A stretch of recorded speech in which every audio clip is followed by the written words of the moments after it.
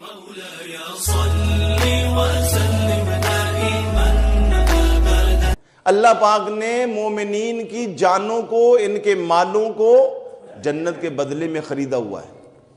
ہم بکے ہوئے لوگ ہیں، لہذا کسی مرد کا اور کسی عورت کا کسی سڑک پہ آ کر، چوراہے پہ آ کر یہ کہنا میرا جسم میری مرضی، یہ قرآن کریم کی اس آیت کی توہین ہے، یہ اس آیت کا انکار ہے۔ بھائی ہمارا جسم ہے، مرضی ہماری نہیں ہے، جسم ہمارا ہے، مرضی اللہ اور اس کے رسول کی چلے گی۔ یہی وجہ ہے کہ اگر کوئی شخص، ہم اگر مرضی والے ہوں تو ہم اپنے جسم کا کوئی عضو بیچ کیوں نہیں دیتے؟ نہیں بیچ سکتے۔ کوئی بھی مرد یا عورت اپنے جسم کا خون نکال کر بیچ نہیں سکتے، گردہ نہیں بیچ سکتے، آنکھ کا ڈیلا نہیں بیچ سکتے، بلکہ عطیہ کرنے پر بھی علماء کا اس پر اختلاف ہے کہ ہم عطیہ بھی کر سکتے ہیں کہ نہیں۔ بوقت ضرورت، شدت کے حالات میں بعض علماء نے رخصت کا وہاں پر ہمیں راستہ دکھایا ہے کہ آپ عطیہ کر سکتے ہیں۔ اگر ہم کہیں کہ میرا جسم میری مرضی، تو ہم اپنا جسم کاٹ کیوں نہیں دیتے، بیچ کیوں نہیں دیتے؟ نہیں کر سکتے، نہ خرید نہ فروخت۔ یہ اللہ کی ہمارے پاس امانت ہے اور اللہ کے احکام کے مطابق اس کو چلانا ہے۔ لہذا یہ کہنا میرا جسم میری مرضی، یہ قرآن اور شریعت کا مذاق ہے۔ تو اس لیے عورتوں کو چاہیے کہ وہ پردے کے ساتھ رہیں، اور عورت کا معنی میں نے عرض کیا پردہ۔ اعلیٰ حضرت فاضل بریلوی شاہ امام احمد رضا خان فاضل بریلوی علیہ رحمہ سے پوچھا گیا، فتاوی رضویہ جلد نمبر 14 میں آپ پڑھیں کہ حضور کیا عورت جو ہے یہ نعت پڑھ سکتی ہے؟ تو آپ نے فرمایا کہ عورت عورتوں میں بیٹھ کے تو پڑھ سکتی ہے، مگر اس پابندی کے ساتھ کہ اس کی آواز کسی غیر محرم کے کان میں نہ پڑے۔ اگر عورت کی آواز کسی غیر محرم کے کان میں پڑی تو یہ نیکی نہیں ہے، اس پر اجر نہیں ملے گا بلکہ الٹا گناہ ملے گا، یہ حرام ہے۔ آپ سے پوچھا گیا کہ حضور کیا عورتوں کا مزارات پہ جانا جائز ہے؟ مزارات اولیاء خیر و برکت کی جگہ ہے، وہاں پر نیکی کی دعوت کی بات ہوتی ہے، اللہ کے نیک بندے ہوتے ہیں، فرشتے ہوتے ہیں، لوگ زیادہ تر جو حصول برکت کے لیے آتے ہیں۔ تو پوچھا گیا کہ حضور کیا عورتوں کا مزارات اولیاء پہ جانا جائز ہے یا ناجائز؟ آپ پڑھ کے دیکھیے، آپ نے فرمایا سوال کرنے والے تو یہ سوال کرتا ہے کہ عورتوں کا مزارات پہ جانا جائز ہے یا ناجائز؟ تو یہ پوچھ کہ جو عورت گھر سے کسی مزار کی نیت کے لیے نکلتی ہے اس پر اللہ کی لعنت کتنی ہوتی؟ کیوں کہ عورت گھر بیٹھنے کی چیز ہے، عورت پردے کی چیز ہے۔ اس پر بھی تو یہاں تک اختلاف ہے کہ اپنے والدین کے مزار پر، اپنے والدین کی قبور پر بھی عورت جائے کہ نہ جائے، اس پر بھی علماء کا اختلاف ہے۔ زیادہ کہتے ہیں بہتر یہ ہے کہ گھر میں بیٹھ کر ہی ان کے لیے نوافل پڑھے، فاتحہ شریف پڑھے، اللہ دعا کو سننے والا ہے، دعا تو اللہ نے پہنچانی ہے۔ اگر دل کرتا ہو، اداسی ہو اور بڑا ضروری ہو تو اس میں بھی دن کی روشنی میں محرم کے ساتھ وہ پردے کی حالت میں جائے اور بس جلدی جلدی جائے اور فاتحہ شریف کر کے واپس آ جائے، مگر مختار قول وہ ہے کہ نہ جائے، افضل یہ ہے کہ نہ جائے۔ جس عورت کے لیے مزار پہ، قبر پہ، والدین کی قبور پہ جانے کے لیے پابندیاں ہیں، وہ عورت سر عام بازار میں بلا ضرورت کیسے گھوم سکتی؟ پارکوں میں کیسے جا سکتی ہے؟ وہ کیسے ایسے بے پردگی کے ساتھ کبھی ادھر کبھی ادھر جا سکتی ہے؟ تو یہ شریعت کے احکام ہیں۔ حضرت عبداللہ بن جعفر، حضرت جعفر طیار کے صاحبزادے، میں نے پچھلے جمعے پہ عرض کیا تھا، حضرت سیدہ زینب سلام اللہ علیہا، حضرت سیدنا امام حسین کی ہمشیرہ صاحبہ، جنہوں نے کربلا کے میدان میں یزیدیت کے سامنے بند باندھا تھا۔ حضرت یحییٰ بن معین کہتے ہیں 15 سال میں ان کا ہمسایہ رہا، ہاتھ دیکھنا، پاؤں دیکھنا تو بڑی دور کی بات، کبھی اس بی بی صاحبہ کو میں نے برقعے کے اندر بھی نہیں دیکھا تھا۔ اور کیوں نہیں دیکھا تھا؟ حضرت عبداللہ بن جعفر طیار کہتے ہیں کہ آپ بیمار پڑ گئیں، آخری عمر تھی، بیماری کا بہت شدید حملہ تھا، قریب الوصال تھی، تو میں نے کہا کہ چلیں آپ کو کسی ڈاکٹر کے پاس لے چلوں، حکیم اور طبیب کے پاس لے چلوں۔ تو آپ نے فرمایا کہ جاؤ، جا کے میری حالت بتا کر، بیماری کا حال بیان کر کے آپ ڈاکٹر سے میڈیسن لے آئیں، دوائی لے آئیں، میں باہر نہیں جانا چاہتا. تو ظاہر ہے وہ بھی عالم تھے, کہا کہ چلیں یہ تو رخصت ہے, یہاں اجازت ہے, آپ بیمار ہیں اور ضرورت کے لیے آپ جا سکتی ہیں. کہا میں جانتی ہوں کہ یہ رخصت ہے مگر میں عزیمت کی راہ اپنانا چاہتی ہوں. عام عورتوں کے لیے یہی مسئلہ ہے, شریعت یہی کہتی ہے, فتویٰ یہی ہے, مگر تقویٰ یہ ہے کہ میں بی بی فاطمہ کی صاحبزادی ہوں, میں بیماری قبول کر لوں گی, میں باہر جانا قبول نہیں کرتی.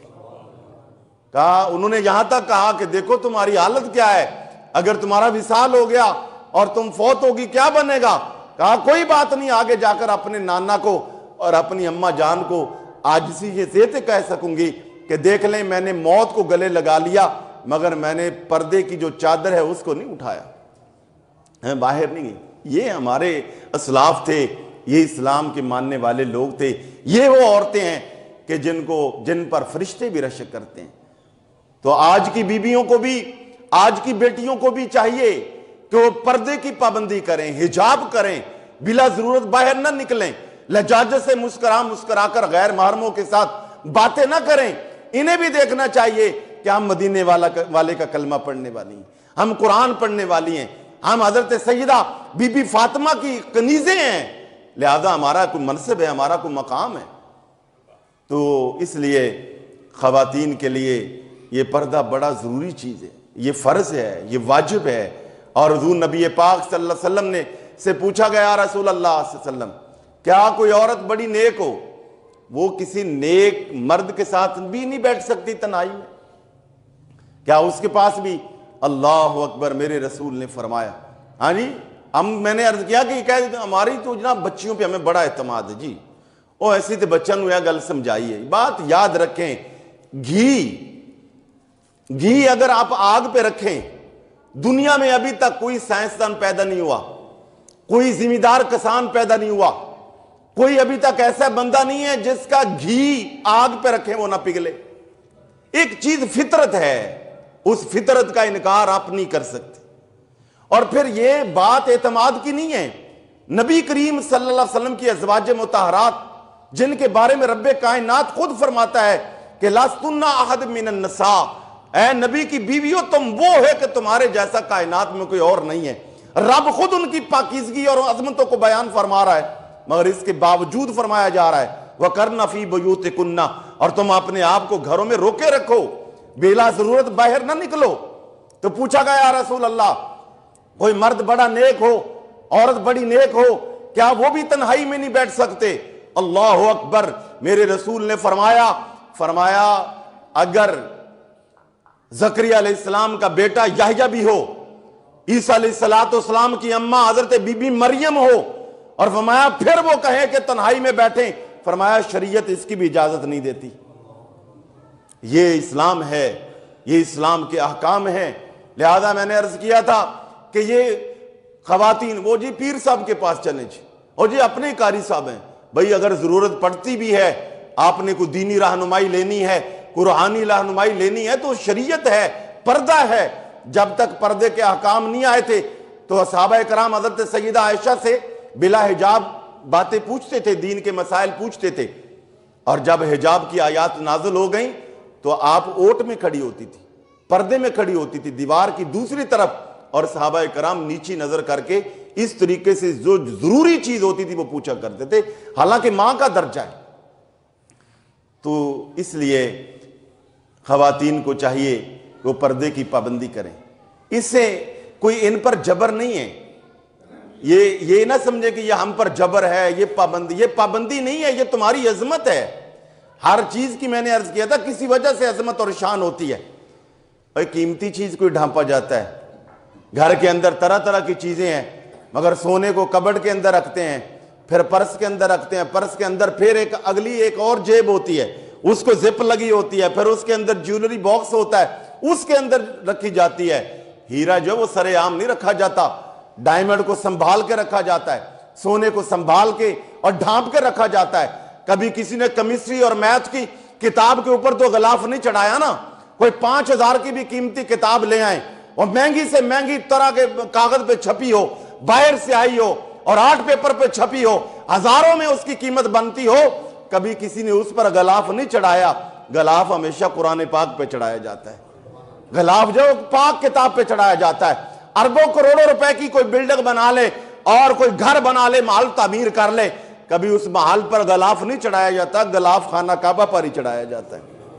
یہ چادر تمہیں اس لیے اڑائی جاتی ہے, تم قیمتی ہو, تمہاری ویلیو ہے, تمہاری وقت ہے, تمہاری اہمیت ہے, اس لیے کہ تم, اللہ اکبر, تم بیٹی ہو, تم بہن ہو, تم بیوی ہو, تم اگر ماں ہو, کوئی بھی تمہارا درجہ ہے, تم اگر نیک ہو, مدینے والے کے احکام کے مطابق زندگی گزارتے ہو, اگر بیٹی ہے تو باپ کو جنت میں لے جائے گی, تو اگر بیوی ہے تو شوہر کو جنت میں لے جائے گی, تو اگر ماں ہے تو اللہ نے جنت ہی تیرے قدموں میں رکھ لی ہے.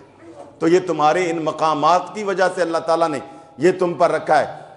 کوئی عالم دین بیٹھے ہوئے تھے, ان کے پاس اور بھی کافی کوئی شاگرد, کوئی مرید, کوئی عقیدت مند اور لوگ بیٹھے ہوئے تھے, اور طرح طرح کے موضوعات چل رہے تھے, لوگ دینی رہنمائی لے رہے تھے. بات پردے پر چل نکلی, اور کوئی پردے پر کسی نے کہا حضور ٹوپی والا برقع ہونا چاہیے, کسی نے کہا یہ ہونا چاہیے, کسی نے کہا اس طرح کا ہونا چاہیے, اور اس عمر کی عورتوں کو ایسے پہننا چاہیے, طرح طرح کی. تو ایک درویش سے سادہ سے بزرگ جو ہیں, میں نے کہا تھا نا کچھ لوگ پڑھے ہوتے ہیں, کچھ گڑے ہوتے ہیں, آج کل پڑھ لکھ کر بھی ہمارا اللہ ہی حافظ ہے, اور بہت پتلا حال ہے. یہ پڑھی لکھی بیبیاں تھیں نا جو اسلام آباد کی سڑکوں پر آئی ہیں, جنہوں نے عورتوں کا عالمی دن منانے کی کوشش کی ہے. یہ عورتوں کا عالمی دن کیا منایا؟ عورتوں کے خلاف دن منایا. یہ عورتوں کے خلاف بھی سازش تھی, یہ اسلام کے خلاف بھی سازش تھی, اور یہ پاکستان کے آئین اور قانون کے خلاف بھی سازش. میں نے تو پہلے بھی حکومت سے مطالبہ کیا, اب بھی کرتا ہوں کہ حکومت ان کی انویسٹیگیشن کرے, ان کی تحقیق کرے, یہ عورتیں تھی بھی کہ نہیں. مجھے تو لگتا ہے کہ یہ مردوں نے, وہ ایسے مرد جو بد چلن ہیں, جو بے حیا ہیں, جو بڑے فوش ہیں, جو برائی کے رسیاں ہیں, جو شباب کباب اور شراب کے رسیاں ہیں, انہوں نے میرے ملک کی پاکیزہ بیٹیوں کو, عظمت والی بیٹیوں کو دھوکہ دینے کی کوشش کی ہے, بہکانے کی کوشش کی ہے, تاکہ یہ سر عام اس طرح نکلیں اور عورتیں اتنی دلیر ہو جائیں اور اس طریقے سے باہر نکلیں کہ پھر جیسے مرضی ہم ان کے ساتھ برائی کریں اور برائی کے راستے پر ان کو لگائیں. حکومت کو چاہیے کہ یہ ملک اسلام کے نام پر بنا ہے, ان لوگوں کی تحقیق کی جائے. ان نے قرآن کا مذاق اڑایا ہے, آیات الہیہ کا مذاق اڑایا ہے, پاکستان کے آئین اور قانون کا مذاق اڑایا ہے. یہ کہنا کہ اگر تمہیں پردہ پسند ہے اور تمہیں دوپٹہ پسند ہے تو تم اپنے چہرے پر لے لو, ہم نے تو نہیں لینا. یہ کہنا کہ میرا جسم میری مرضی, یہ کیا ہے؟ یہ ساری چیزیں اسلام, دین اور قرآن کی تعلیمات کے خلاف. تو ان عورتوں کو پکڑنا چاہیے, انہوں نے بہکایا ہے. یہ ہماری خواتین کو اس طریقے, اور پھر ان کا چہرہ دیکھ, اللہ کو دیکھنے کو دل نہیں کرتا. جو خاتون نیک ہو, با حیا ہو, با پردہ ہو, اس کے چہرے پر ایک خاص قسم کی طمانیت ہوتی ہے, اللہ حیا کا نور عطا فرماتا ہے. تو اس لیے یہ کہنا کہ جی عورتیں جس طرح مرضی باہر نکلیں, یہ دور جاہلیت کی بات ہے. یہ اسلام اور دین, اور میں یہ سمجھتا ہوں کہ ابھی انڈیا نے جو حملہ کیا تھا وہ ہماری جغرافیائی سرحدوں پر حملہ تھا. یہ جو اسلام آباد میں ہوا ہے یہ ہماری نظریاتی اور اخلاقی سرحدوں پر حملہ ہے. حکومت کو اس کا نوٹس لینا چاہیے. اسلام تو کہتا ہے کہ عورت کی آواز بھی اس کا بھی پردہ ہے, یہ آواز میں بھی سر عام کسی کے ساتھ نہیں نکل سکتی. تو حضور نبی اکرم صلی اللہ علیہ وسلم کی تعلیمات جو ہیں یہ روشن ہیں, اور بیویوں کو چاہیے, میری ماؤں بہنوں کو چاہیے, جو کرتی ہیں ان کی عظمت کو سلام ہے, اور آپ کو بھی چاہیے. اور اس کو ہم کیسے رواج دے سکتے ہیں؟ پردے کا کلچر کیسے عام کیا جا سکتا ہے؟ اگر نوجوان بچے, اگر نوجوان لڑکے, اگر جن کی شادیاں نہیں وہ شادی کرنا چاہتے ہیں, وہ اگر اپنے والدین کے پاس یہ ڈیمانڈ رکھیں کہ جی ٹھیک ہے آپ پڑھی لکھی اچھی خاتون میرے لیے تلاش کریں, میرے لیے مناسب رشتہ تلاش کریں, مگر ایک بات یہ ہے کہ باپردہ خاتون چاہیے, باپردہ خاتون چاہیے. تو آپ دیکھ لیجئے کہ کتنا جو ہے وہ بچیاں اس حوالے سے, اور بہت ساری بچیاں ایسی ہیں حقیقتاً وہ بے پردگی نہیں چاہتی, وہ سر کو ننگا نہیں رکھنا چاہتی, وہ غیر محرموں کے پاس ایسے نہیں آنا چاہتی. بیچاریوں کو مجبور کر دیا جاتا ہے, کہا جاتا ہے تمہارا رشتہ نہیں ہوگا, تمہیں کوئی لائک نہیں کرے گا, تمہیں کوئی پسند نہیں کرے گا, تمہاری کہیں منگنی نہیں ہوگی. مجبوراً ایسی بچی جو ہے اسے تو اللہ نہیں پوچھے گا, مگر جس نے اس کو بہکایا ہے یا یہ مجبوری دکھائی ہے اللہ اس کی پکڑ ضرور کرے گا. مگر میں پھر کہوں گا میری بیٹی ہو, میری بہنوں، آپ ہماری عزت ہو، آپ کو اللہ نے بڑا مقام دیا، آپ ڈٹ جاؤ۔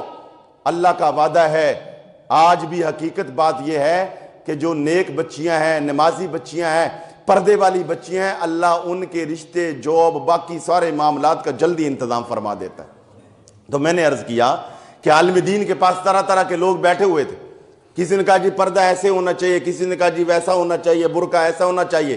ایک سادہ سمپل سے بزرگ بیٹھے ہوئے تھے، ان سے کسی نے کہا حضور آپ بابا جی چپ کر کے بیٹھے ہیں، آپ نہیں کوئی بات کرتے، پردے پر سارے لوگ بات کر رہے ہیں تو آپ کیوں نہیں بات کر رہے؟ انہوں نے کہا کہ میں نے پردے کا فلسفہ ایک چھوٹے 4 سالہ اپنے پوتے سے سمجھ لیا ہے کہ پردے کی کیا اہمیت ہے۔ انہوں نے کہا جی وہ کیا ہے جو آپ نے چھوٹے سے بچے سے سمجھ لیا؟ کہا میرے پاس ٹافی پڑی ہوئی تھی اور وہ ریپر سے باہر ننگی تھی، مکھیاں بیٹھی ہوئی تھی، اور بچہ آیا کہا ٹافی لینی، میں نے کہا یہ لے لو۔ نہیں دادا ابو یہ میں نے نہیں لینی، اس پر تو مکھیاں بیٹھی ہوئی ہیں، میں نے یہ ننگی نہیں لینی، مجھے تو فریش نئی لا کے دیں جو ریپر میں بند۔ اتنا رویا کہ بڑھاپے کے باوجود مجھے جا کر اس کے لیے تازہ وہ دوسری ٹافی لانی پڑی، اور وہ میں نے اس کے سامنے کھول کے دی تو اس نے لے لی۔ تو مجھے سمجھ آ گئی کہ ایک چھوٹا سا 4 سالہ بچہ وہ ٹافی لینا پسند نہیں کرتا جس پر مکھیاں بیٹھیں، اور وہ اسے لائک نہیں کرتا، تو ایسی عورت جس کے اوپر غیر محرموں کی آنکھیں پڑی ہوں، گندی شہوت والی نظریں پڑی ہوں، ہاں جی، آپ گوشت گھر سے لے کر آئیں تو کبھی ہوا ہے کہ گوشت ایسے ننگا کر کے سر پہ رکھ کے آ جائیں، آپ کو پتہ کوے پڑ جائیں گے، لا کے عورتیں جو ایسے کچن میں تو نہیں رکھ دیں گے، پتہ بلہ لے جائے گا، ہاں جی۔ تو یہ خواتین، یہ چھوٹا سا گوشت جو ہے اس پہ کوے آ جاتے ہیں، بلے آ جاتے ہیں، تو آپ کو تو اللہ نے بڑی خوبصورتی والا گوشت دیا ہوا ہے، آپ کو تو اللہ نے بڑی عظمت دی ہوئی ہے، تو اس لیے اس میں عورتوں پر جبر نہیں ہے، اس پر عورتوں پر کوئی ظلم نہیں ہے، یہ کوئی پابندی نہیں ہے، بلکہ یہ تو عورت کی عزت ہے، اس میں تو عورت کا اکرام ہے۔ تو اس لیے پردہ بڑا لازمی چیز ہے، پردے کی اہمیت ہے، اسلام حیا یہ رسول پاک صلی اللہ علیہ وسلم کا حکم ہے۔ آج حقیقت بات یہ ہے کہ ہم اس بات کو آر ہی نہیں سمجھتے۔ میں نے پڑھا رسول پاک صلی اللہ علیہ وسلم کی ازواج مطہرات، مومنوں کی مائیں اپنے گھر میں بھی بیٹھتی، جو دوسری خواتین ظاہر ان کی تو وہ تربیت نہیں ہوتی تھی، وہ آتی تو حضور کی ازواج اپنے گھر میں بھی سر ڈھانپ کر دیوار کی طرف منہ کر کے بیٹھتی۔ محلے کی خواتین پوچھتی بی بی آپ گھر میں بیٹھی ہیں، اس طرح کیوں بیٹھی ہیں؟ کہا کہ اس لیے، حالانکہ چھوٹے گھر ہوتے تھے، اس لیے کہ کوئی دور اپنے گھر پہ اوپر مکان پہ نہ چڑھ جائے اور ہمارے گھر میں جاتی نہ پڑ جائے، ہم گھر میں بھی پردے کے ساتھ رہتی۔ تو آج کل ہمارے ہاں بچیوں کو شاید یہ بتایا ہی نہیں گیا کہ یہ گناہ ہے۔ تمہارے بال دیکھنا، حضرت سیدہ حضور نبی پاک مسجد نبی میں بیٹھے رو رہے ہیں زاروں قطار، صحابہ اکرام نے عرض کیا یا رسول اللہ کیا ہوا؟ فرمایا کہ میں نے ایک خواب دیکھا ہے، اس کی وجہ سے رو رہا ہوں۔ حضور اتنے روئے کہ کسی نے جا کر سیدہ فاطمہ کو بتا دیا کہ تمہارے بابا اس طرح بڑا رو رہے ہیں، ہچکیاں لے لے کر رو رہے ہیں۔ وہ بھی آ گئیں، پوچھا بابا جان کیا ہوا؟ کہا بیٹے میں نے خواب دیکھا ہے، اور نبی کا خواب بھی وہی ہوتی ہے۔ کہا میں نے دیکھا ہے کہ میری امت کی کچھ بچیوں کو، بیٹیوں کو ان کے بالوں سے نوچا جا رہا ہے، انہیں اوندھا کر کے جہنم میں پھینکا جا رہا ہے، وہ تکلیف سے اتنی کرا رہی ہیں کہ مجھ سے ان کی چیخیں سنی نہیں گئی، دعا کرو اللہ ان کی بخشش فرما دے۔ کہا فاطمہ میں بھی دعا کر رہا ہوں، تم بھی دعا کرو۔ کہا بابا جان انہیں کیوں پھینکا جا رہا تھا؟ انہیں جہنم میں کیوں دھکیلا جا رہا تھا؟ الٹا اوندھا کر کے ان کے بال کیوں کھینچے اور نوچے جا رہے تھے؟ کہا وہ تھیں، اب سنیے، جن کے سر ننگے، مکمل ننگے نہیں، کہا وہ سر پہ دوپٹہ تو لیتی تھی مگر وہ اتنا باریک تھا کہ غیر محرم ان کے بال دیکھ لیتا تھا۔ باریک دوپٹہ جس سے بال نظر آئیں اس سے بھی جہنم ملتی ہے، تو جو بالکل ہی سر سے دوپٹہ اتار دیں۔ یعنی پھر شادی بیاہ کے موقع پر تو ہم یہ سمجھتے ہیں کہ شاید ہمارے اعمال کا رجسٹر کلوز ہو گیا ہے، اب ہمیں کسی نے نہیں پوچھنا، ہم شاید مرفوع القلم ہو گئے کہ جی شادی بیاہ ہے جی، کڑی روز روز ہونی ہے۔